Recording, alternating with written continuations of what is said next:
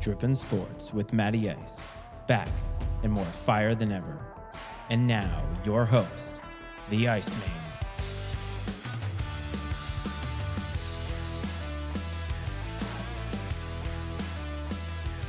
What's up, everyone? Welcome back to Drippin' Sports, and this is your host, Matty Ice, and I have a guest. Actually, a couple of guests, technically one, but there's a couple of people in the same room as this guy.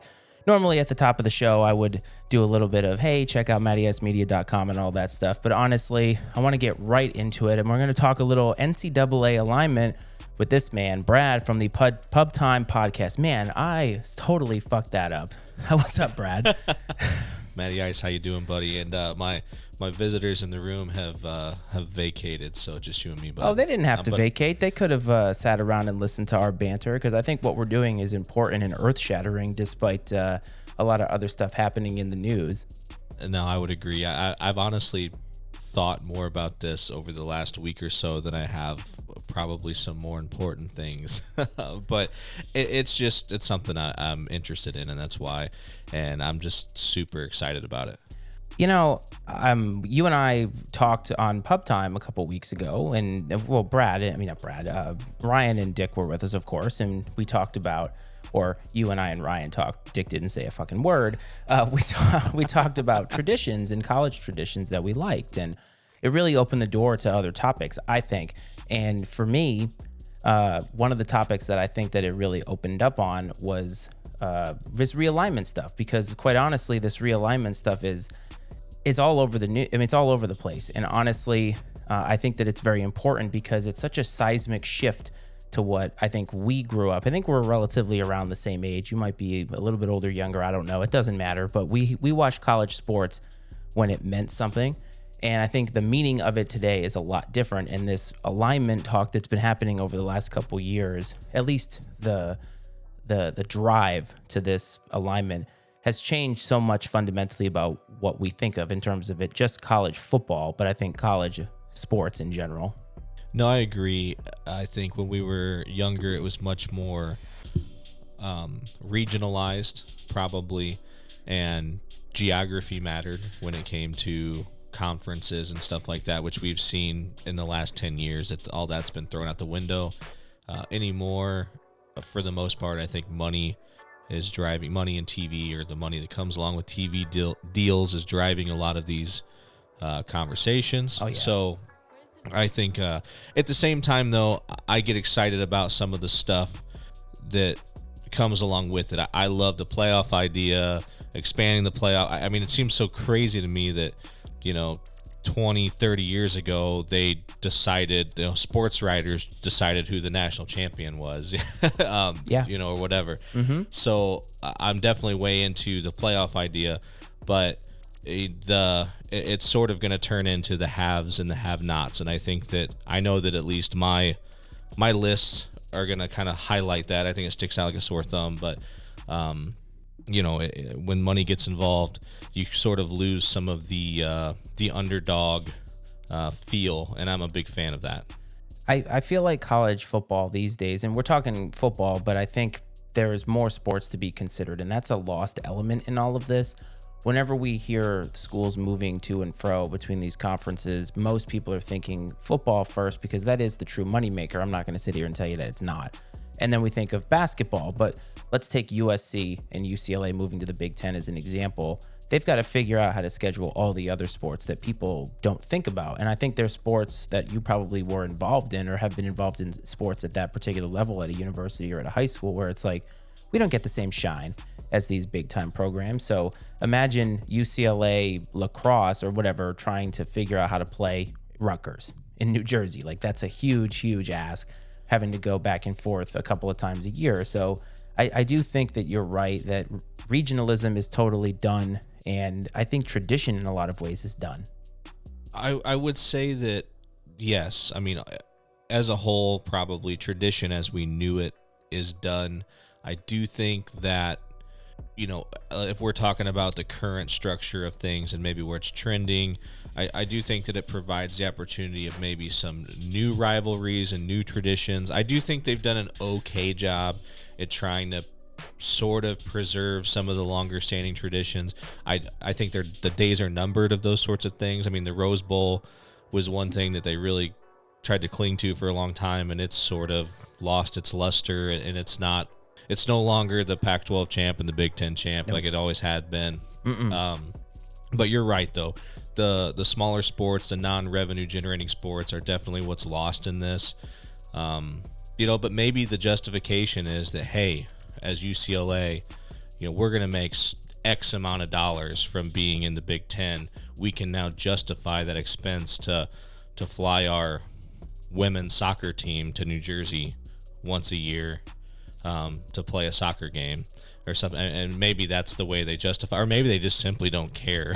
That's a realistic possibility too. I think the amount of money that's at stake, it doesn't really matter to them, like what they have to do, because I think that the benefit far outweighs the cost, and not just the financial cost, but the cost on the students. I mean, I think we're at this point now, and maybe you'll disagree with me, but I do think that we're at the point where calling it amateurism isn't quite as accurate as it once was, because obviously with NIL, the amount of money that's getting passed between these schools is ridiculous. I mean, just making a bowl game, the conference, and how much money that they split, and it's insane. The amount of money is nowhere near what it once was, and I think that you even see that in the talent of the players and the crop of players. Like I always say this, when I was at Virginia Tech, the college football players didn't look like that. Didn't look like they look today, the way that it was. That was 20 years ago. And the kids I went to high school with and that played football, they did not look like that. And I went to a private school, so they were actually able to recruit for football. Everything has changed. And I think that we're heading toward a different paradigm where it's so much less, I don't want to say innocent, but I think you're right. Traditions in terms of what we have always known have become now more regional, where these conferences have these long-standing rivalries that are going to stay the same, but outside of that and outside of traditions that happen at these schools, it's not what it once was. And I think that it's a fun exercise for what we're doing here, trying to figure out a way to realign the NCAA tournament with, or not the NCAA tournament, the NCAA in general, thinking about a myriad of things. So what I want to do is get into what we were here to talk about. And the first thing that I want to do is I want you to give your rationale for how you created these. What we've done is 4 16-team conferences, and I've done that on purpose, and I will talk about that in my rationales, but I want you to get to that and talk about some of the things that went into how you made your list, and then I want you to give your first conference, which I assume is going to have Notre Dame in it. Okay. So I kind of tried to throw around a couple possibilities as far as how to lay this out. I thought, okay, like, do we do it geographically?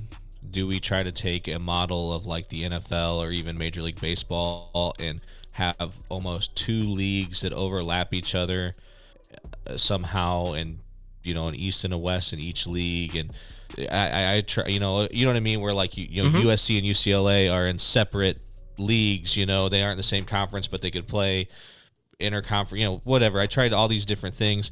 Ultimately, I mean, and I even was like, okay, like what if I take the current big conferences and keep those intact and just kind of shuffle people around? But what I basically did is I threw it all out. I Googled the top college football programs by revenue, because I figure money is what's driving this. So I was like, the top 100 college football programs based off of revenue. And I started going through that list and splitting them up regionally. And, it got to a certain point where obviously there's certain parts of the country that are a little heavier than others, because I'm like, okay, I got to limit these to 16 teams. I end up, some of these I'm like, okay, now I'm up to like 18 or 19 that fit in this geographic region. Who can I start pushing to other regions to move this around to balance it out? And I also tried to keep in mind some of the rivalries, trying to keep some of the rivalries intact, trying to obviously keep, like I said, geography in mind. And probably one of the third factor I would say would have been, I did try to keep basketball in mind a little bit while doing this, somewhat, but it was really difficult to do that. And I think that part of the reason is because there's a lot of really good dominant basketball programs that either don't have Power 5 football. It all, the Villanovas of the world, Georgetowns, those, and Butler, whatever. We can go on and on and on. So trying to think about how this looks with keeping some things intact. So I did a West Division conference, whatever, a Mid-South, a Southeast, and a Northeast. Okay. If we're going to start in the conference that includes Notre Dame, so I do think Notre Dame will ultimately end up in a conference. If I had a choice right now as it exists, I would like to see them join the Big Ten. It just makes the most sense geographically anyways, and that there's a lot of natural rivalries that exist. But in this case, the Northeast is basically a combination of the Big Ten and basically the ACC, or what should be the ACC. Okay. That's kind of how it comes together. And I don't know if you want me to kind of rattle through those 16 teams, or if you want to go through your kind of overall layout and we can hash it out. I'll leave that up to you. It's funny because I was going to have you talk about the teams in this particular conference with Notre Dame, but we actually went about this different ways. And I think that that's awesome because I started with our current paradigm and restructured based off a couple of factors. So I'm actually really interested in the business aspect of all of this and how this is happening because, again, I think the average consumer or average fan of college football and whatever team it is that you align with are thinking about it in terms of a singular sport. And I think that that is football. But why this is happening has so much more to do with TV revenue that you talked about earlier on in the show. And one thing I do know is that the reason why these conferences are trying to poach specific schools is because of I think it's a difference in rating or a difference in price in how these TV companies can charge people for what they call in-network and out-of-network schools. So right now, the SEC, take the SEC, for example, as it currently sits. Adding, say, Florida State or Clemson, a lot of people talk about that as something that could happen. It doesn't make any actual sense for them from a business perspective because they have those states in their geographic footprint. So when I put these conferences together, I kept 3 of the names of what we currently know because I think keeping those names at least keeps the tradition alive. And I created a 4th called the Miscellaneous 16. And that's what we're going to keep it as because it doesn't matter what that conference is called. But I, too, tried to keep basketball in mind. And the reason why I asked you to try to keep basketball in mind is because what I also know and have learned is that the NCAA does not have a stranglehold over how the NCAA tournament happens. So it actually makes a lot of sense for these power conferences to have 4 16-team conferences so that they can have their own NCAA tournament and split their own revenue without having to worry about revenue sharing with the rest of the NCAA. So the schools like Villanovas and Georgetowns would get left out of that paradigm, but would still be able to have something for themselves that would get a different money split with the NCAA. But it would open up the door for other, quote, mid-major schools, like Bradley, for instance, to have a lot of those blue bloods out. So that's the way that I thought about it. And I didn't actually think about it geographically, but I did try to keep what we currently know and then add on to that. But I did switch some schools around and left some of them out that are currently in some of these big conferences. So you go ahead with your Notre Dame conference, and then I'll go with my Virginia Tech conference. Okay, so the Northeast Division, which basically includes most of what you'd consider to be Big Ten country, and then some of the the East Coast north of the Virginias. So Ohio State, Michigan, Notre Dame, Penn State, Wisconsin, Iowa being the furthest west in this conference, Michigan State, Minnesota, Indiana, Northwestern, Louisville, Illinois, Maryland, Purdue, Pitt, and West Virginia. Now, West Virginia actually, so there are 3 schools that are in the top 64 based off of revenue that I excluded. West Virginia was actually outside of the top 64. They were like 67, but I included them. One, because they usually are at least average to above average in football, and they're also a good basketball school. So I incorporate, and honestly, the flip-flop there was sort of West Virginia in and kind of who bit the bullet a little bit here, and this is controversial, but Syracuse. It was West Virginia in, Syracuse out. And I know Syracuse is a really strong basketball school, but football-wise, they don't bring a lot to the table. And, like, in my opinion, like, the true northeast of the country they don't give much of a shit about college football. Now No. they're into college basketball, but there's a lot of the private schools up that way, and they're into the NFL. Like college football is not really their thing, and like Boston College is another one that got left on the outside looking in. That was in those top 64 as far as revenue. So those are two of the schools that I left out that would have fallen into that conference. But I mean, and overall, like, there's a lot of really good natural rivalries. Like I said, geographically, it's a pretty tight region. With the West Virginia, Pitt, Maryland, those are all really tight. Those would be good rivalries. You got Pitt and Penn State. Obviously, you have all the rivalries that already exist within the Big Ten. Then you're adding Notre Dame to the mix. Louisville, they're kind of on that edge between Big Ten country and what is like traditional SEC country. But I think they would fit in just fine. I think that'd be a great basketball conference, top to bottom, really. Mm-hmm. Yeah, so we're starting kind of in the same realm. So this is what you consider the Northeast. So I guess it's the Big Ten and ACC.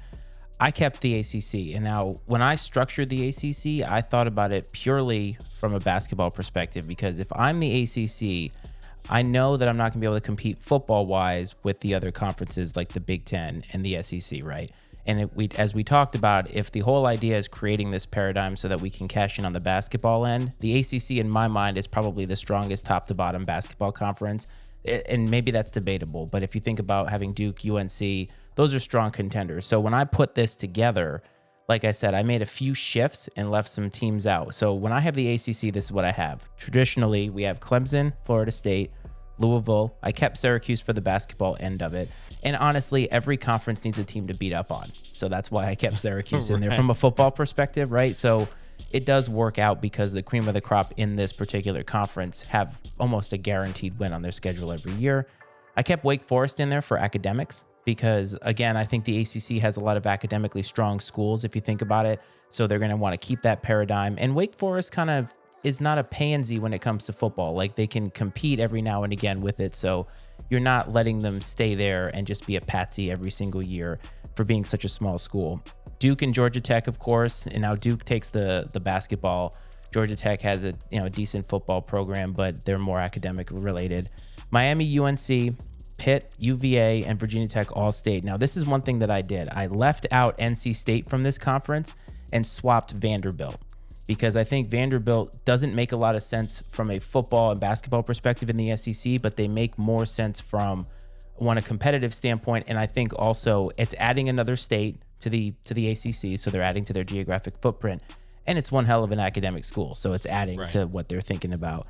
And then I had two other schools that one of them you're gonna balk at, but I had Notre Dame in the ACC, mainly because, again, I think if you think about what their goal is. So right now, as an independent, they're getting the most money, and they used to be able to play a bunch of schools. I think adding them to the ACC allows them to achieve winning the conference easier than it would be in the Big Ten or the SEC, because, again, I think the competition is less stiff, and the whole point is to get to the playoff and then see how you go from there. So I added them there, and then I actually added Connecticut. Connecticut football stinks, but again, they can cash in on the basketball end because they've historically had a good basketball a good basketball program. So I think if you're trying to add some states geographically in there, it's hitting a few things. Oh, I'm sorry. And I also left out Boston College and added Maryland back because Maryland and the ACC made a whole lot of sense. They can get that rivalry back with Duke and in basketball. And I think this made a lot of sense to me geographically. We cover a lot of ground in terms of geographic regions, and also we have a lot of rivalries and can hold our ground in basketball. And it's so fascinating because, like, I think I went at this with the approach of, an opposite of what they're doing now, but like trying to consolidate geographic regions. Mm-hmm. And you're talking about, grabbing more states, expanding the footprint, which is good. When we're considering the, expanding your viewership and things like that when it comes to the TV side and the money side. Mm-hmm. Academics is also an important piece, but I didn't consider it a whole lot in this. Now, I know that that's what matters, or at least that's what a lot of university presidents are going to tell you matters to them in terms of when they go to add schools, like, do they fit our academic profile, this and that. I think that, like, the ACC and the Big Ten, like, they seem like the two conferences that take that. I mean, beyond like the Ivy League and stuff, they seem like the two conferences that take that the most seriously. I agree. But at the end of the day, like I kept reverting back to like money, like money wins. Money's what's driving the ship. And that kind of, and I do agree. It's a good point about Notre Dame as far as a path to the playoff. In my mind, going through this, I keep thinking about like the playoffs going to expand. Like you're not going to have to be a conference champ to make the playoff.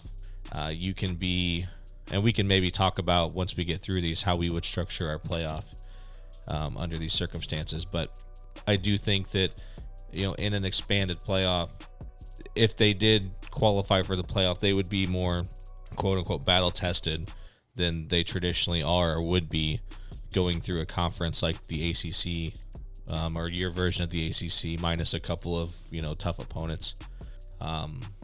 So no, that's definitely interesting. I'm really enjoying the contrast. Well, I think that's perfect. I mean, so just for the listeners' edification, we didn't talk about this ahead of time outside of, hey, this is what I want you to do. And we didn't talk about how we were going to go about it or what we were going to do in terms of how we were going to structure this. So I like that we are completely on the opposite ends of how we went about this. But interestingly enough, we're still actually getting to a very similar place with it because my version of the Big Ten matches a lot of what your Northeast Conference or whatever you want to call it is like. Because if you think about it, the way that a lot of these conferences are established now, there is a geographic element to them that has stood the test of time, and they're going to keep a lot of those things. So really, they're just, again, adding more states to their footprint, and you're going to get to keep a little regionalism. So I say you go on your next conference in whatever order you want to go in, and I will try to follow with whatever conference in my NCAA makes the most sense based off of what you just went through. Okay, so and one thing I did do is I just shared my Google Doc with you if it's easier for you to pull it up and have a look at it as we're going through. So I'm going to go next with the Southeast, which is mostly, I would say it's about 70% of the existing ACC, maybe 75%, and then the Southern ACC schools. So Alabama, Georgia, Auburn, Tennessee, Florida, South Carolina, Clemson, Florida State, Virginia Tech, Kentucky, Georgia Tech, Miami, NC State, UNC, Virginia, and then Duke. And Duke was one that they're outside that top 64 when it comes to revenue, but it's like, how do you not have Duke? Just thinking about basketball alone, like how do you leave Duke out? And so Duke's, in this case, it's a Duke's out. Wake Forest is in, or excuse me, Duke's in, Wake Forest is out, pardon me. And then I did leave another outlier for me was Vandy. I left Vanderbilt out, and I'm like, it was tough because I'm like, the great academics, they have been strong at basketball at times. Their football program has not competed. They have a great baseball program, but baseball doesn't make money. So yeah, that's true. I mean, and, yep. And yeah, I mean, so they are, they were left out in the cold in this situation. And then a couple other teams, schools that fit in this geographic footprint that could be considered, and you may be considered here in the future if we really do see this grow into like super conferences, even more so than it already is Central Florida and South Florida. Yep. They were right there just on the outside of that top 64 with revenue. You basically, if with the schools they have with Florida State, and Miami, if you get UCF and USF in there, you have every Division I school in the state of Florida. Now, do you need that? No, I mean, you're going to be fine without it as long as you have, if you just have Florida like they do now, you're going to be fine. But it's one of the richest states as far as high school football talent and everything else, and you would have the potential to dominate the state entirely if you wanted to. And I think UCF's has the largest enrollment of any Division I school or something like that. It's absolutely huge. It's huge, and that translates into money in most cases. So yeah, it's the majority of the SEC, I would say, and then you sprinkle in some of those Southern ACC schools. And that's not again, like what you're doing is actually the way that college football was basically up until the last 20 years or so, where all of these conferences traditionally had these schools in them, and they were all geographically put together. So you're getting back to the roots of college football and college athletics, essentially. But interestingly enough, you're doing it based off of revenue, right? So like you're talking about top revenue generating schools in the country. So it's amazing how regionally a lot of these schools are kind of aligned with each other in terms of revenue. Yeah, and what's interesting as we keep moving across the country through this, it sounds like, the Northeast and the Southeast here, which is basically a conglomeration of Big Ten, ACC, SEC, they sound really strong. As we get out west, the talent pool starts to dry up a little bit, which is, I don't know how that's avoidable, and that's probably why you're seeing USC and UCLA go to the Big Ten, things like that. But when I get out to the West, and I'll do that one last, and you read through it, it's very underwhelming. But I mean, these are also schools that are in that top 64 of revenue, or at least there might be a couple outliers that I had to find teams I could put in the West that fit geographically without sending like Nebraska West or Texas or Iowa State or something like that West. So I think I plucked a couple that were maybe in like the lower 60s, upper 70s as far as revenue goes, but they make sense. There's some natural rivalries and stuff, but we can hash that out when we get there. You are going to love my miscellaneous 16 conference because you're going to realize, holy shit, he really is just throwing shit against the wall that was like left, because I did the top three and then I put those together and I have a bunch of them scratched out and stuff. And even while you're talking, I've rethought some of my inclusions, and I've done it because I've got this notebook here. For anybody else who's watching or listening, I have this black book. It's kind of like the Grail diary from Indiana Jones and the Last Crusade. So it's got all of my notes in it. So then what I will follow with is my SEC, because basically that's essentially what you just came up with. Right. So Alabama, Arkansas, Auburn, LSU, Texas A&M, Florida, Georgia, Tennessee. All those remain the same. Ole Miss, I got rid of Mississippi State because we only need one school from Mississippi. And I think Lane Kiffin, if you think about who is there now, I think that makes a lot of sense. I kept Kentucky for basically the basketball element of it, because I think that's worthy of inclusion. I kept Missouri for the geographic footprint part of it. I kept South Carolina, same reason. And then, of course, I'm assuming Texas and Oklahoma are going to be there, so I added them. And then I told you I took out Vanderbilt. Well, I swapped them with NC State. So NC State is in the SEC because, again, adding North Carolina, and I think they're more competitive than Vanderbilt was, right? So I think that you get a little bit more out of that. Plus, you get sometimes you get a hit or two on basketball, so you're getting something out of that. Plus, the academics is very good, so that actually still keeps them in a similar overall standing there. And I added West Virginia, because I think West Virginia geographically makes sense, and they're already, playing some teams that are kind of out there anyway. And I think that they can make sense with a lot of these schools, so they stay relatively in that region. So if you think about it, outside of Texas and Oklahoma, this really doesn't change a whole lot, and geographically, it still is staying within its lane for the most part. Yeah, absolutely. I drew the line for my Southeast at the Mississippi-Alabama border. That's kind of where the line ended up, and I sent both Mississippi State and Ole Miss a little further west to what I'm calling my Mid-South division, which is a lot like the old Big 12. Okay. It looks a lot like the Big 12 with the addition of a couple of the Western SEC schools. So we've got Texas, Oklahoma, LSU, Texas A&M, Arkansas, Ole Miss, Kansas State, Oklahoma State, Nebraska, Mississippi State. Can't leave out my guy Mike Leach. Kansas, which literally just because of basketball,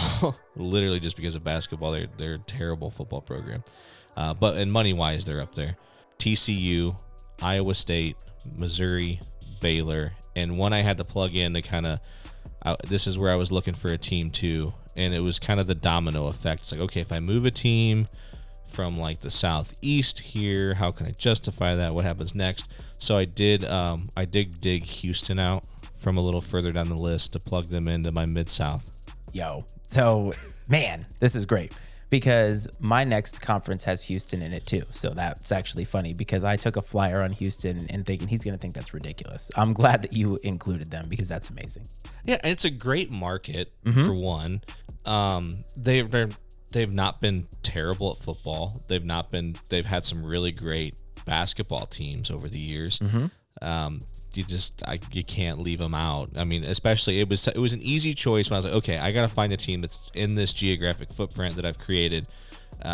Who makes the most sense? Who fits? What's the best program left? And it was easily Houston.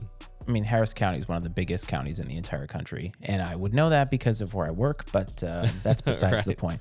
So that is your Mid-South. So this is my Big Ten, but that's only because this is kind of how we're following here in the same order here. So I'm going to leave my miscellaneous one for last because it's just so ridiculous. And you leave your West one for last. And I think your West is essentially your miscellaneous because you were like, well, outside of a couple, this is a whole bunch of throw-ins that I'm not really all that comfortable throwing in. Right.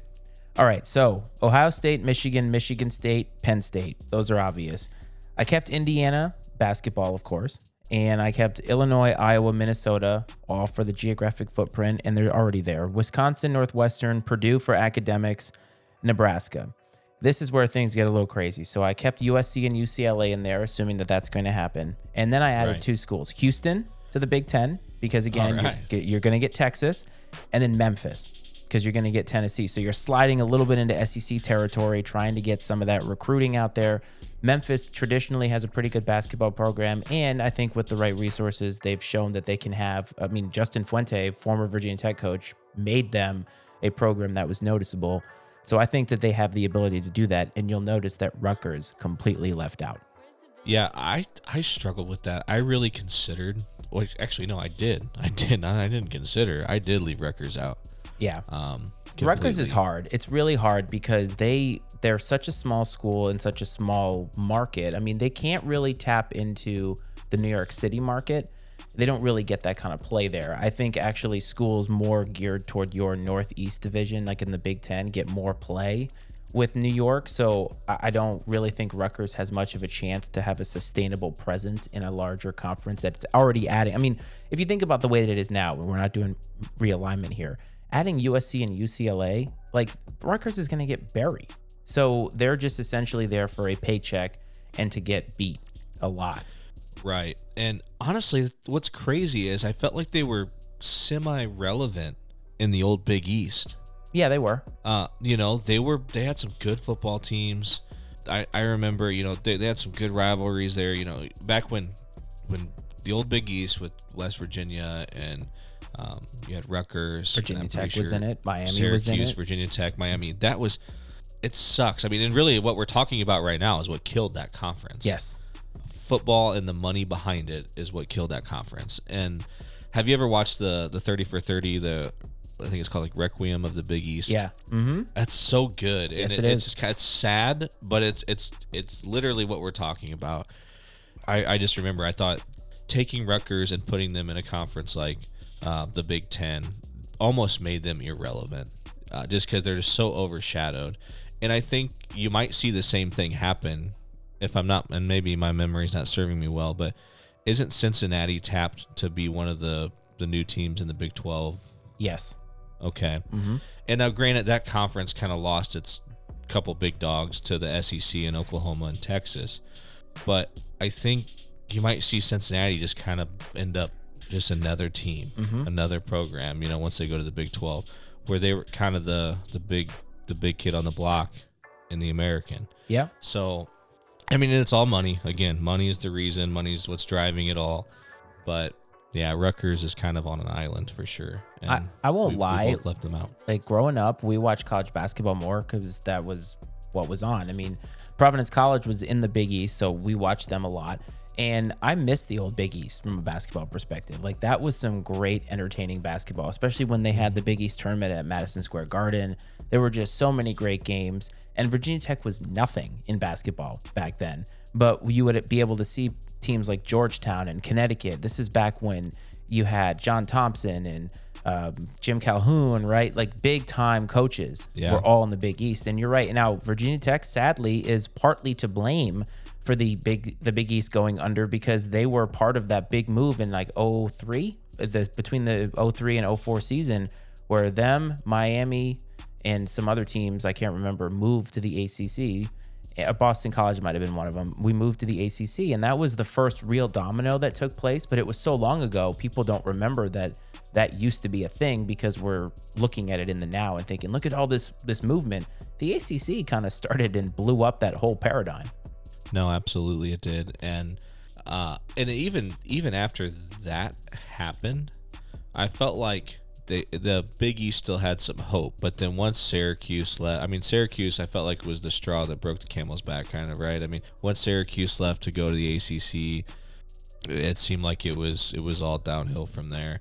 And that's when they were, they're still very good at basketball, but that's when you talked about, John Thompson, and you had Jim Boeheim at Syracuse, and all these great coaches in the Big East that were just these huge personalities, like larger than life. Oh, yeah. And, and it was a basketball conference that had some schools that played football. Yes. And unfortunately, football became the driving force behind it, because it's what makes more money. Now, it is kind of sad to see the way it all shook out. The one thing about the current Big East is I think the current Big East doesn't have anything to fear, because most of them are, if not all of them, are basketball first schools, which is good, which is weird. I think they just brought UConn back in, didn't they? Yeah, they did. I actually think that if this were to happen, if our dystopian NCAA universe took place, that the teams that have been sort of on the outside looking in on basketball, I think the NCAA tournament will still be great.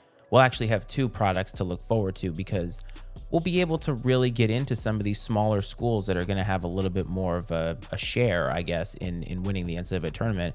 And just because it doesn't feel the same as this other tournament, it's still quality basketball that's fun. And I like watching the NCAA tournament for that reason. And, seeing all the same teams do well in college football does sour the product for me. So having, in basketball at least, being able to see two really great similar products in the same competitive level, just not the same money sharing, at the end of the day, that to me is fine. Like, I'm happy with that. Well, and let's be honest, when you look at through these teams we're talking about, if I'm just pulling a number out of my ass, the top 10 basketball programs out of the 64 schools we're choosing are probably about equal to the top 10 basketball programs that are going to be left out of this equation. Yeah.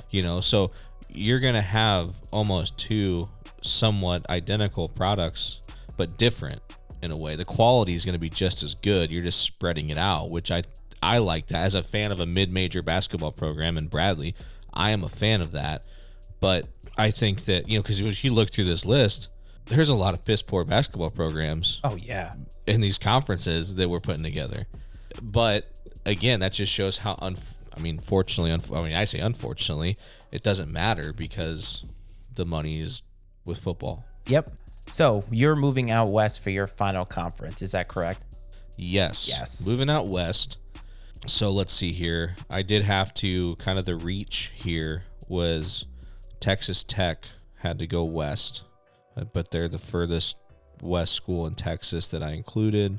So this goes USC. It's basically what the Pac-12, Pac whatever was, and then a couple oddballs. So USC, Washington, Oregon, UCLA, Arizona State, Stanford, Utah, Colorado, Cal, Arizona, Washington State, Oregon State, BYU, Boise State, Texas Tech, and then Colorado State.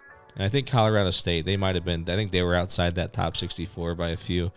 But this is a deal where I needed a team.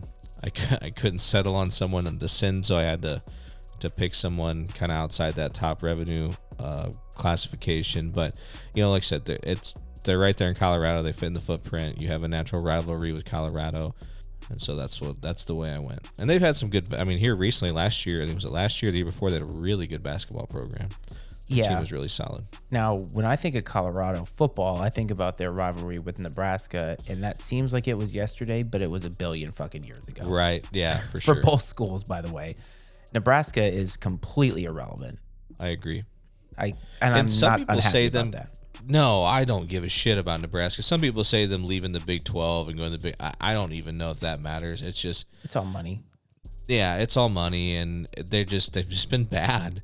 Part of the reason, this is kind of a little fascinating tidbit, and I don't know how much truth there is to it, but that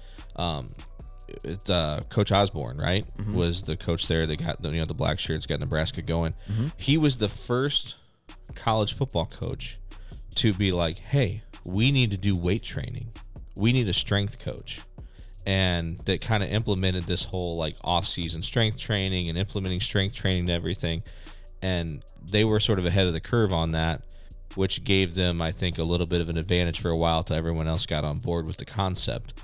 And, it's a part of you wonders, like, how much did that have to do with it and everything else? And then back in the day, I think your major programs, like even Notre Dame had the advantage of they were on national television every weekend. Well, I'm sure Nebraska, being one of the top programs in the country, was on national television a lot as well. And that meant a lot to recruits at the time because, well, hey, I want to be on TV. Well, now everybody's on TV. There's whatever night it is of the week, Tuesday, when some oddball night of the week we turn on, you can see Akron and Kent State playing.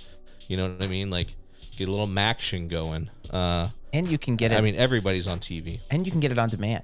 Like, you can get it on ESPN3, or you have some streaming platform now that can get you whatever school you want. It's not about exposure the way that it used to be. It's really about playing time. And I think when you're talking about NFL recruiting and you're talking about scouting, most of the NFL, scouts are looking at these schools that are in the top tier. And you get a couple of great hits at some of these smaller schools, but they're rare. You don't see as many of them as you do. Like, if you look at the amount of players that have come out of Alabama, amount of players that have come out of Georgia. I mean, even Virginia Tech for a while there was littered with first-round draft picks. So it's not the same as it used to be. But I got to tell you, my miscellaneous conference here is not that dissimilar from what you have. Like, that's the crazy part. Awesome. Is I tried to throw a bunch of shit against the wall and see what stuck. And this is what I came up with. So again, I want everybody to remember that when I thought about this, it was thinking about football, basketball, and a geographic footprint. So there's a lot of states covered in here, but it's not too dissimilar. Okay, so we have Baylor. We have Kansas. Obviously, Kansas is there for basketball. We have Cincinnati, because I think Cincinnati, again, like you said, they're a outside looking in, but I think that they deserve to be in, and I could not justify putting them in one of the other established conferences, so they go in my miscellaneous here. BYU, right. UCF, Boise State, TCU, and Arizona. So that's the first half of that. And then you have Stanford, okay. Washington, Cal, Oregon, Oregon State, Iowa State, because Iowa State was left out of my other conferences. And again, thinking about trying not to have two of the same state, and it depended on the state, of course, but I tried. So I got them there. And then Utah, and this is the one that was totally off the wall, was UNLV. You got to have Vegas. Got to have Vegas in this. So, and nobody gets left out of any other conferences outside of Rutgers and I think Boston College probably, but that's my miscellaneous conference. And I think it checks a lot of boxes. First of all, it keeps a lot of those West schools in there. I didn't put a Colorado school in there because I'm thinking about Colorado State. Doesn't really matter. I think you get the same effect from having UNLV, for instance, because you're going to get maybe a decent football program here or there. But basketball, they got a lot of pedigree back from the Tarkanian days. And so let's keep that pedigree in if you have all these blue bloods in basketball. And I think, again, you have a lot of other programs that maybe in these conferences now, like Kansas, maybe won't be awful every single year. You never know. So right. Maybe with this realignment stuff and not having to face some of the schools that they've had to face every single year, they have a chance to make a little bit more money and maybe put some more resources by having a better hold of a footprint in this new conference. And so I think that it opens up the door. And even the way that you put it together, I think opens up the door. But yours is straight up geographic, and I like it. And mine was building on what we already have, except for this ridiculous 16 that I just rattled off. Right. Yeah. And so the notables that were left out on my end, Vanderbilt, Wake Forest, Boston College, Syracuse, and Rutgers. I did leave out UNLV. I did leave out Cincinnati. Those are a couple schools that you included. I did leave out UCF as well. And those were a couple of them. Like at one point in time, I was thinking I have UNLV in. But then it's like, okay, well, who do you get rid of? And like, it's not hard. The Colorados were a tough one. Colorado State was a very late addition for me, but I'm like, they fit the footprint.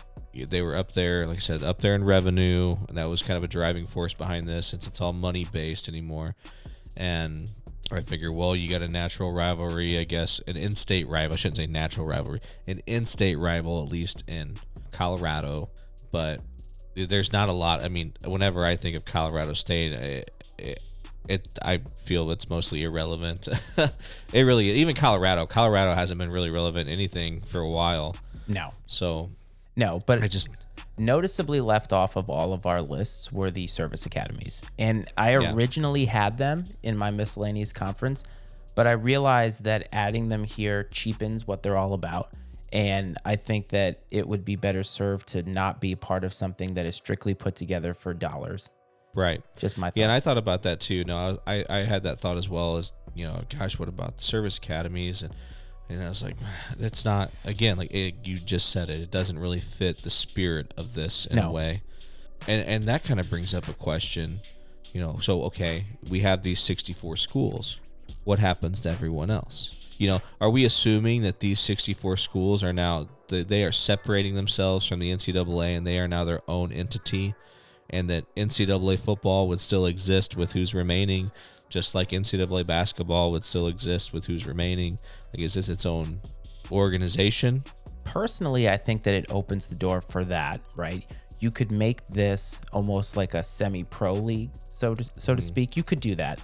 Or it opens the door for realigning the whole thing, where we're now looking at 1A, 2A, right? Things like that. And maybe this becomes your top tier, and then everybody else creates a large organization that has a lot of similar things. It opens the door for some schools to maybe have a football program or have their football program be more exposed, right? And that's kind of the way that I would see it. I'm assuming that we're keeping the NCAA intact and that this is just sort of a huge realignment of it. Because let's be honest, the NCAA says they don't support some certain things like this, but at the end of the day, as long as they're making money and generating revenue, they don't care, right? They don't care. And if it comes down to they have to have an NCAA tournament aside from this, like, they'll figure it out. Right. And I do think it's funny that as you've seen all of this realignment and sort of the writing on the wall, that the conferences are kind of like, the big conferences, the SEC and the Big Ten specifically, are really kind of taking control of this thing. Mm-hmm. I feel like the NCAA is just sort of taking a back seat. Like they're like sitting back and saying, well, we're just going to sit back and wait and see how all this shakes out and go from there. Because you don't hear them, anything out of them as far as trying to like regulate any of this. You don't really hear anything from them on the NIL front. I mean, they've really been silent. I feel like you haven't heard shit out of the NCAA for the past few years in regards to football. I agree. And I think that it's on purpose because they are going to deal with whatever the fallout is. Like, I don't legally see this happening in a way that these 64 teams, let's say, would secede from the union of the NCAA, because I think that would take some type of a legal action and it would become a semi-pro league, and there might be some different legalities and legal boundaries that they might have to deal with that might be a little bit too difficult for some of these schools, because how do you separate being an institution of academia but also being a semi-pro league? Like, there's that. So I think if it went down the road of this becomes its own thing, I think almost like these football programs are taken away from the schools, right? Or something like that. It becomes very difficult to parse that out. And so that's why I think the NCAA is quiet, because quietly it doesn't really affect them. I mean, it's going to generate ridiculous amounts of revenue. If you think about how much these schools were making 20 years ago and how much they're making now, it's ridiculously higher than it was. And the NCAA wins in the end because they get to say, look at us, we're about education, when they're just counting their money like crazy. Yeah, no, you're absolutely right. And kind of lost in all this, and we highlighted it earlier, but to think about the conferences that you and I put together, what does happen to all of the other sports, especially if something happens where these schools separate themselves? Is there going to be any consideration at all? I mean, because if I'm the NCAA and I'm like, hey, if you're leaving, you're leaving. Like, you're not going to go have your own football league, but you're done. Lacrosse team, wrestling team, volleyball team are still part of the NCAA. You're either in or you're out. And that's what they should do. I think if they had any backbone at all, they should say, hey, you're on your own. Like you're now, if you're going to run your own basketball tournament and all this stuff, like you figure it out. You secure the sites. I mean, you do it. The ball's in your court. Figure it out. And I don't know how significant the infrastructure that the NCAA provides is. Mm-hmm. Maybe it's not that big of a deal. Maybe they'll have plenty of money and resources that they can do whatever they want. But, like I said, what happens to all the non-revenue generating sports throughout something like this? I do wonder if sports and the movement around these sports like football and basketball is going to change the overall look of academia, right? Higher level learning. Because these schools, whether we like it or not, are beholden to the money that they get from these programs. I mean, the money that comes in from football, 100%, maybe not at the same clip as it does get dispersed out to sports, but it does get dispersed out to the university so that the university can better their infrastructure. Like, you can't tell me that schools like Notre Dame, Virginia Tech, and others haven't benefited from these sports programs and sports revenues going up to the point that they have made their institution overall better. Oh, absolutely. I mean, like, the way I look at it is, like, your football as an institution of academia, your football program is your front porch, per se. Mm-hmm. You know, people are driving by and looking like, oh, that's a nice place. You know, that curb appeal, per se. And when you have these schools, now the impact isn't as significant, I don't think, in football, because for the most part, it's always the same dozen programs that are at the top. But I think on the basketball side, like, if you're going to tell me that St. Peter's going to the Elite Eight didn't increase their applications, mm-hmm. You know what I mean? It absolutely did. And I think that from that perspective, it certainly benefits a school. That exposure and everything else, especially in the NCAA tournament, you know, so the schools definitely benefit from the success of the programs. It's funny, we could go down a total rabbit hole talking about what fans and viewers want from these sports, but it's interesting. The two arguments that I hear a lot about college sports, and let's just say football and basketball, for this particular argument. So for football, it's how it's top heavy. I make this argument a lot. Like, the playoff to me is not nearly as entertaining. I've actually become desensitized to it because we see a lot of these programs at the top. And I've been accused of, well, it's because your team's not a part of it. And I'm like, no, as a casual viewer of the playoff, I do want to see something else outside of what we've always seen. And just because Georgia wins and Alabama doesn't win, it doesn't feel the same for me. And in basketball, what's hilarious about the NCAA tournament is most people love the NCAA tournament for the upsets, but we don't want those upsets to go too far because we do want to see the familiar schools in these spots in the tournament. Like, St. Peter's is a great story, but making the Elite Eight is like, all right, that kind of screwed me over. Like, where are the Dukes? Where are the North Carolinas? Like, I got to see that. Because if St. Peter's wins the NCAA tournament, I don't know if that does great things for, like, CBS's viewership, for instance. You know what I mean? Yeah. No, I know what you mean. And that's something that I've heard a few different sports media personalities talk about this, because I am a sucker for the underdog. I would love to see St. Peter's win the NCAA tournament. But one person in particular I'm thinking about, Colin Cowherd, that's who I'm thinking about. He says multiple times, he's like, yeah, sure, everybody says they love an underdog, but look at the ratings. You know, like back when Loyola Chicago made the Final Four, you know, it's like, look at the ratings in the Loyola versus whoever the hell they played game versus the other Final Four game that was between two, like, blue bloods. Yeah, it was huge disparity. Significant difference, yeah. And he's like, so while everybody says they love the underdog, what you actually do says otherwise. And he's talked about too, he's like, everybody asks why I always talk about the Cowboys and the Lakers and the Patriots and whatever. He's like, because that's what people want to hear about. You know, nobody cares about some of the Jaguars, for example. He's like, it just, no one gives a shit. They move the needle. Like, that's the whole point. Like, in today's world, and this podcast maybe is an example of this, like, you and I, as part of our different shows, we're looking for interaction. And how do we do that? We get that through likes, through retweets, through listens, right? A whole bunch of things. And it's really a smaller scale thing for what ESPN's looking for, or Fox Sports, or whatever. They're looking for interaction. They're looking for viewership. And these networks are the same way. When we talk about this realignment stuff, the part of it that I think people leave out because it's not something that's in their brain space is how this translates to the amount of money that is paid by ESPN for the ACC network and how much Fox is paying for the Big Ten network, stuff like that. It all matters because they're able to ask a larger price from these networks by having more schools in a geographic footprint for them. So the Big Ten now is so much more valuable because their contract comes up sooner than the SEC, for instance. So they can add more schools and cash in on that right away, and they're making a whole ton of money.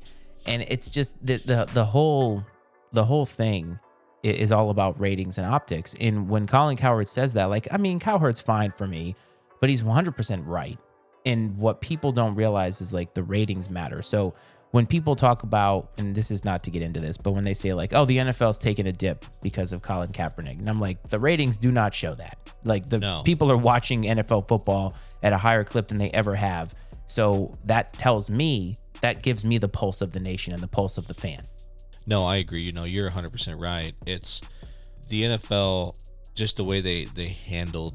They just let it play out. You know what I mean? Like anything else, no matter what it is, sometimes the best thing to do is nothing. You know, just let it run its course and whatever. Because be confident if you're the NFL. Be confident in your product.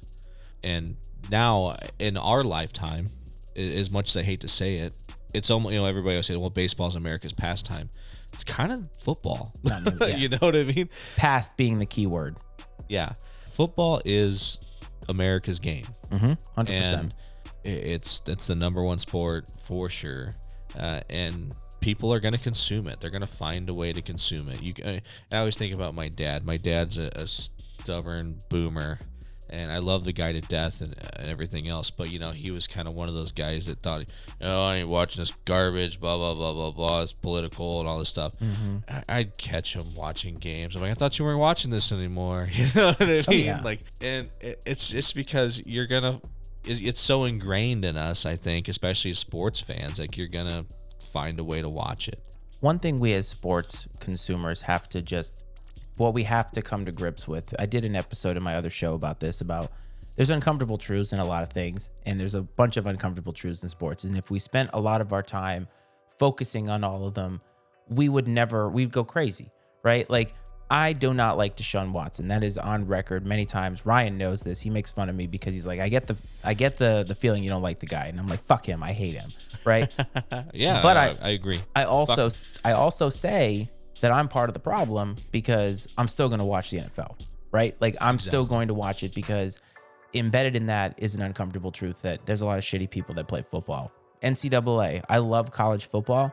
And embedded in that is a lot of people are making money. And for a very, very long time, the players that were putting their body on the line were getting compensated. I mean, people will say it's a scholarship, but let's be honest, it's not about the academics. So anybody actually trying to give me that crap doesn't understand like how much money is going and what they're going through. And it's just different. You just have to take into consideration all these things that happen in the sport that you love and just consume it and try not to think about them because you can't. Like, there's no way you can have outrage every single place.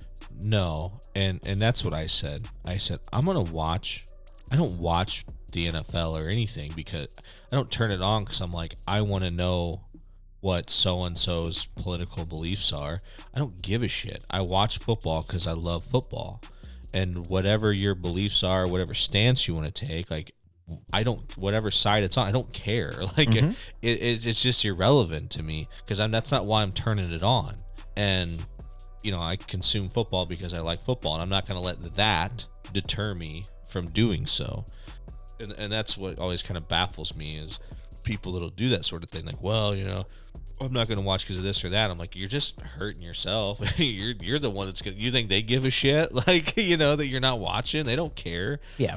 You think, you know, is the NFL going to be like, ooh, you know, Jim Bob down the road's not going to watch this anymore. You know, they don't give a shit because millions and millions and probably billions of people are tuning in.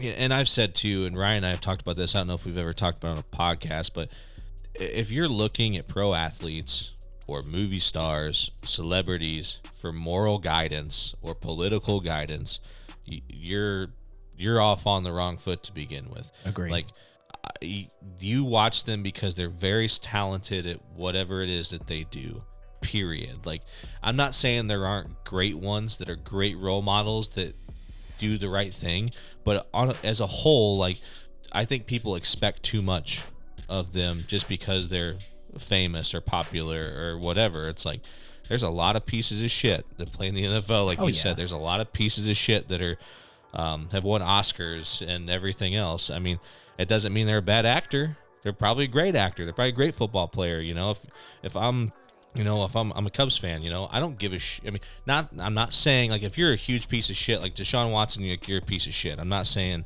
that, but, like, you know, if you're the second baseman for the Cubs, like, I don't care who you voted for. I just care, like, how many errors did you have? Like, I just care if you can play second base and get on base. I think there's room to that's accommodate. What matters to me. I think there's room to accommodate all of that, though. And that's what I think we have done a poor job of in general, is not affording people. So, like, LeBron James, right? Let's take him because he's outspoken about a lot of his beliefs and all that stuff. To me, I don't think that there's anything wrong with him talking about his beliefs using the platform that he has. You, as the sports consumer, don't care about it, so you don't seek it out. But there are other people that maybe do seek out his opinion. But he is a citizen of the country, so he has an opinion, and rightfully so. And that's why I think there's room for both. And sometimes I think what happens is we are force-fed things through our sports that maybe aren't naturally, I guess, aligned together. And you can tell, and I think your smart consumer can tell, because I know that as somebody who, I hate you don't use the word woke, but, like, I mean, I know what's going on around me. And there are times when I'm fed a narrative and I'm like, come on. Like, when the NFL tries to tell me that they're all about, like, social justice and all these other things, and I'm like, come on. Like, I mean, why are you force feeding that into your Super Bowl narrative just for, I mean, people know, they can see through those things. Like, you're letting Deshaun Watson play, but you're going to tell me about how great you're all these things we do in the community. And it's like, don't sell me on the fact that you're some wholesome product when you're not a wholesome product. Call a duck a duck. Just be what you are. Yes. No, I agree with that 100%. Yeah. I don't want to literally repeat what you said, because I can't really. I would just repeat it. So let's get off this tangent, because we could do a whole episode, the three of us, the four of us, if Dick wants to talk. I'm still pissed off about that, by the way. You can tell him that. And he didn't say a fucking word when I was on there. But every time I listen to the show, he's got a lot of shit to say. So I'm taking that shit personally. Do it. Take it personally. Call him out on social media. We can give you his Facebook, his phone number, everything, his address. Well, let's send hate mail. I don't know about that. If you have ever listened to Pubtime, call the Pubtime hotline and send all of your vitriol toward Dick. That's all that I ask. But let's keep that. So we have 4 conferences, 64 teams, right? How do you foresee a playoff in this scenario? I'm just going 8 teams. Me too. 8 teams. Your four conference champs get in, and I think you go 4 wild cards, and I don't think you say the top 2 from each. I think you take your 4 conference champs and you take the next 4 best teams, period. And hey, if 5 of the 8 teams are from one league, well, so be it. I want the 8 best teams, and I get that maybe the winner of one of the West or your miscellaneous may not be one of the 8 best teams, possibly, but if you win your conference, you're in. And then take the next 4 best teams. All the conference champs will play one of the wild cards. And you try to make it, set a rule where you can't play someone from your own conference in the first round if possible. But that would be the way I go about it. I like 8 teams. I like 4 buys. And again, I like, as you said, each wild card from each conference plays, another one. Like, you're not going to get the same 2 and whatever. But I do like reseeding in the next round. So depending on who wins. So obviously, if you have a 1 through 8 seed, and let's say the 8 seed wins, they should play the number 1 team in the country. I think that that's fair, instead of just whoever would be in the bracket, because different sports have it differently. But I like 8, and the reason I like 8 is because 8 out of 64 teams is a good percentage of teams that make the playoffs, and it should be difficult. That's one argument that I've had against the NBA and the the NHL, is that half the league makes the playoffs, so it doesn't feel as special when you make the playoffs. Actually, it creates a paradigm where if you're consistently making the playoffs as the 8 seed, you're not actually benefiting, from being a lottery pick, but you're not also in the top tier. So like you're kind of in no man's land there. But I do like 8 teams. I think right now with so many teams trying to vie for a playoff, that 4 feels so constricting, and not expanding it is actually, it's not allowing for more revenue. That's the part that I don't really understand about this, but I know what it is. And it is people like Nick Saban who don't want to expand because they don't want to have their pathway to the national championship slightly trampled on by having another hurdle that they have to get over. Yeah. I mean, who wouldn't? And I get this goes against what we were just talking about with ratings and everything else, but who the hell would not have tuned in to watch the, Coastal Carolina versus Alabama in round 1 of the NCAA playoff? You know what I mean? Hey, give those kids from, I get it, Alabama should run them off the field. Sure. But give those kids from from Coastal Carolina that opportunity. I agree. You know what I mean? Give them that opportunity. Run them out there. It's not hurting anything. It's hurting nothing by going to 8. There's no downside. I hate the term watering it down. No, there is no downside. It's just more entertainment. That's all it is more entertainment. Mm-hmm. I mean, Cincinnati was deserving to play in the top 4 last year. They had a season that was a great season. They beat Notre Dame, and they did what they were supposed to do. And you're right. So, Coastal Carolina, UCF, Cincinnati, they all deserve the chance to try. It doesn't matter if UCF went and lost to Alabama 62-0. They had a great season that, to me, deserved to be there. And I think that the current playoff format just is too constrictive. But again, it benefits these schools that are dominating in their conferences and are going to be in the playoff. And Dabo Swinney, who I can't stand, Nick Saban, old Urban Meyer, they didn't want any of that expansion because it made it harder for them to win and stay at the top. And that's the thing, is this expansion and all that, it actually threatens not the legacy of Nick Saban, but it certainly threatens his dominance in consistent dominance, because now you're opening it up to more schools and, again, more hurdles for him to slip up on. Well, yeah, because now it's, if you lose, you lost to Georgia. Yes. Right? You didn't trip up against Cincinnati or UCF or Coastal Carolina or whoever, insert lower level team that wins their conference, that, whatever the case may be.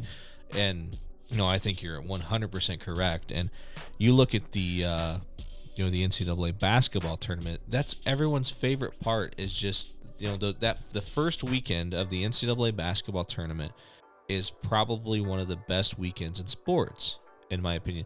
And everyone's tuning in that first weekend because they want to see the upsets. You were right. As you go along, it's like, okay, let's get out of here. Now let the big boys play. But like, those teams get that opportunity. They're not taking, a 16 seed that has really probably no business being there. There's probably 25 teams that got left out of the tournament that are better than that team. 100%. They're not saying fuck off, Baltimore County or whatever. No, you let them in, and they beat the number 1 seed Virginia. I get it's the only time it's ever happened, but I cannot begin to describe to you where that moment falls in my favorite sports moments of all time. And I didn't go to either one of those schools, but for the first 16 seed to beat UVA, because again, I don't find UVA objectionable as an institution. I know that they're rivals, natural rivals for Tech, but I don't really feel that way. But their brand of basketball, I can't. It's so boring. It's old style Princeton back when they used to do the backdoor cut. Now, when I was a kid, that was fascinating because the game hadn't evolved to what it is today.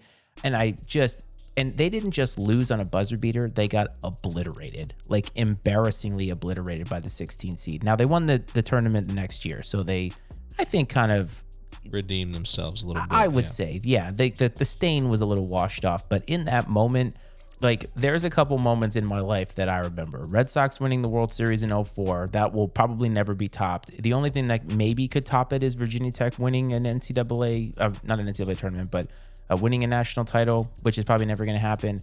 And, like, UVA's it's up there. Like, it's totally up there because it was just amazing. And UVA fans are not great fans. Like, I don't find them to be great fans because they're not really sports fans. You know what I'm talking about? Like, there are schools where the fans are not into sports. Like, Duke sometimes strikes me that way, but basketball, they're a fan of the sport. No, I get what you're saying. There's definitely, when it comes to great fans, for some reason my mind always goes to baseball. Oh yeah. Like, because I think that baseball, there's a big disparity. Like everyone says, and I've experienced it several times. I'm actually going in a couple weeks, but like Cardinal fans are great fans. Oh yeah. That they respect the game. They know, they respect players on the other team. Like the couple times I'm going in a couple weeks. Like my uncle's fortunate enough to get some really nice tickets. Like we sit right down, I've sat arm's length away from the visitors on deck circle, and saw Jose Altuve a couple years ago, and he hit some milestone home run, and it wasn't like celebrated or whatever, but the next time he came up on deck, a couple of Cardinal fans who were near me were like, "Hey man, that was home run number whatever, congratulations dude, that's awesome." They were like giving him props and stuff like that, where I'm a Cubs fan, but at Wrigley they would have been like, "Hey, you piece of shit," and throwing beer on him and everything else. They respect the game and things like that. So I know exactly what you mean as far as at least what a good fan is. And then, yeah, you have people that it's just, almost bandwagon fans. And I think that exists especially at different colleges, because they may not even know the single name of a player, but just because they go to the school, now they're the biggest fan, especially if they're in the Final Four or their football team's had a good year. Yeah. Whatever. And there's a whole episode on delusional fans, first of all. We could go through yes. that. And I want to do all that. So I like what we did. I think that the way that we went about it being different was awesome. And I think that what we came up with would work for the NCAA. But if you're listening and you like either one of our super conferences, let us know. But I want to give you, Brad, some time to shout out the Pubtime Podcast. So where can everybody find you? What are you guys all about? And what do you guys got going on in the future? So me and my buddy Ryan, our friend Dick and Dayton, we make up the Pubtime Podcast. You can find us on Twitter at Pubtime Podcast. We're on TikTok, Instagram, Facebook, Pubtime Podcast. You can find us everywhere you consume your podcast. We usually release a regular episode once a week. Usually comes out on Thursday mornings sometime. And we've just started doing a Pubtime Live on Tuesday evenings, somewhere between the 5 and 6 o'clock Central time frame. We hop on live, just 45 minutes to an hour is kind of what we're trying to keep it at. But, our whole gist is just like a few guys sitting at the bar telling stories, talking about what guys talk about at a bar. And, we get off on some weird tangents once in a while. I'm not going to deny that. We have a couple, we've talked about serial killers. We've talked about sports. We've talked about politics a little bit. I mean, you name it, we've talked about it. It's kind of an anything goes sort of podcast. Definitely, as Matty Ice has called it, an acquired taste. But it is, though. It 100% is. And we just have fun with it. So check it out sometime. And definitely check out the episode called Out Cold. You hear a familiar voice on that, which is what spurred on this episode here. So, Brad, I appreciate you taking the time out. For everybody listening, please go support Pubtime. Give them reviews, subscribe. I mean, it's worth your time. They're good people, and they are worth your listening ear. Please visit mattySmedia.com to support the stuff that I do, of course, wherever you're listening to this. Some of this may go up on YouTube eventually because I just think it's fun to have a little bit of a video version of this, but Brad and I might figure out how we're going to help, or how we're going to elicit your help, the Twitterverse maybe, in paring this down to what would be conferences that people could all agree on. But Brad, I appreciate you taking the time out, and I look forward to having you on again and working together again. So thanks a lot, man, and good luck with the Pubtime Podcast. Yeah, thanks, man. This has been absolutely fantastic, and thanks for having me. It's just been great to collaborate, and this was a ton of fun. I'm looking forward to doing it again. 100% agree. Hope everybody finds this safe, and hope you are happy, healthy, and continue to do so. Have a great weekend, everybody. I will talk to you next week. Peace. The opinions and viewpoints expressed on Drippin' Sports with Matty Ice are those of Matt Freites and his guests, and not necessarily those of the Matty Ice Media Network. Drippin' Sports with Matty Ice is exclusively owned by Matt Freites and is brought to you by the Matty Ice Media Network.